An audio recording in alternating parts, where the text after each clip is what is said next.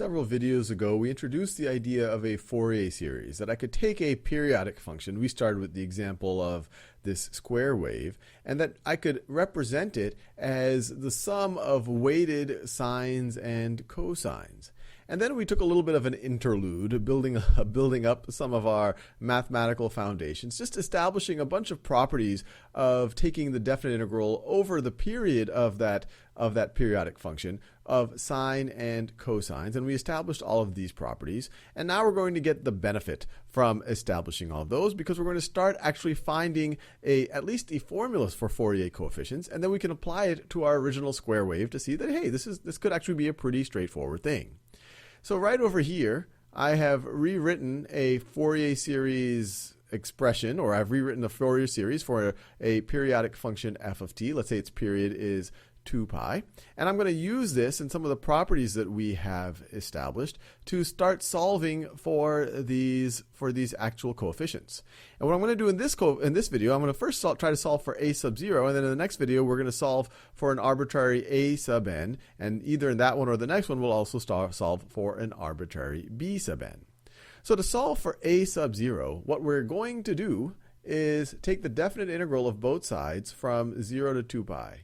So 0 to 2 pi dt of f of t. Well, that's going to be the same thing as going from 0 to 2 pi of all of this stuff. And remember, this is an infinite series right over here. We have an infinite number of terms, and then we would have a dt out there.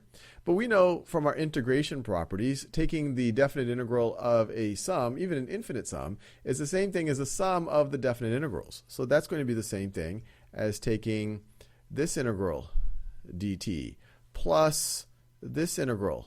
And I could take the scalar out. Actually, let me just not do that. Let me just write it like this. 0 to 2 pi dt, 0 to 2 pi dt, 0 to 2 pi dt. This is getting a little monotonous, but it'll be worth it. 0 to 2 pi dt, 0 to 2 pi dt, 0 to 2 pi dt. And we'll do it for every single one of the terms. And now what's nice is we can look at our integration properties. This right over here, we could take these coefficients out. We could take this a sub 1, put it in front of the integral sign. The a sub 2, put it in front of the integral sign. The b sub 1, put it in front of the integral sign. And then all you're left with is an integral from 0 to 2 pi of cosine of some integer multiple of t dt.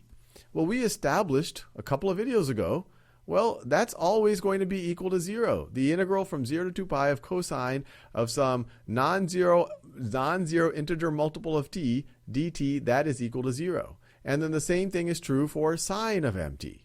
So this is going to be fun. This is going to be 0 based on what we just saw. If you just take that factor out of that integral, take that a sub 1 out of the integral, it's going to be a sub 1 times 0. This is going to be a sub 2 times 0. That's going to be 0. That's going to be 0. That's going to be 0. That's going to be 0. Every term is going to be 0 except for this one involving a sub 0. And so what is this going to be equal to? Well, let me write it this way. Let's take the integral of the definite integral. Let me see where I have some space. So we're going to take the definite integral from 0 to 2 pi of a sub 0 dt. Well, that's the same thing. Once again, we could take the coefficient out of a sub 0, and I could just put the dt like this.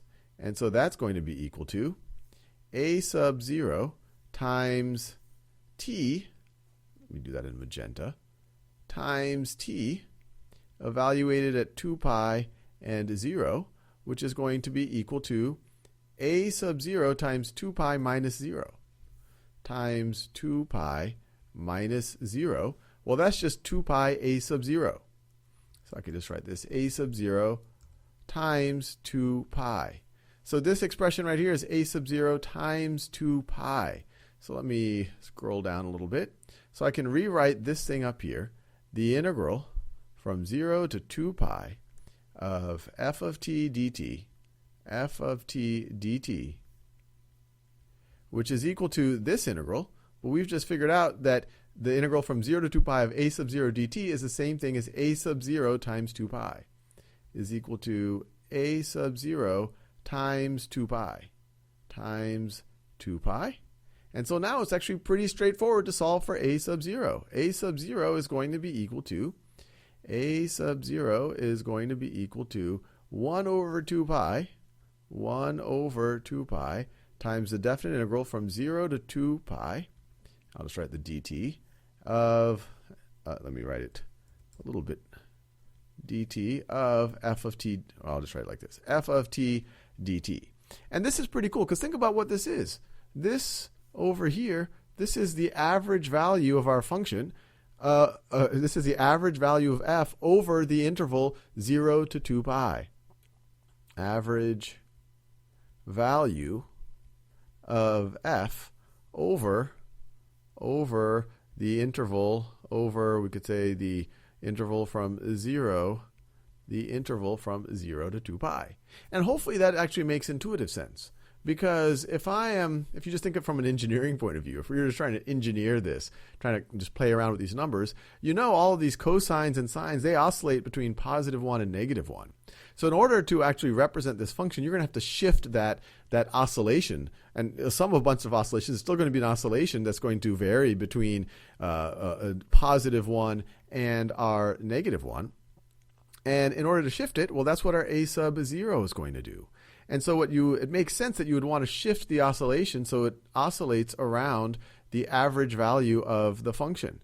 Or you could say the average value of the function over an interval that's representative of a period of that function. And so that is what a sub 0 is doing. A sub 0 is just going to be that average value of the function.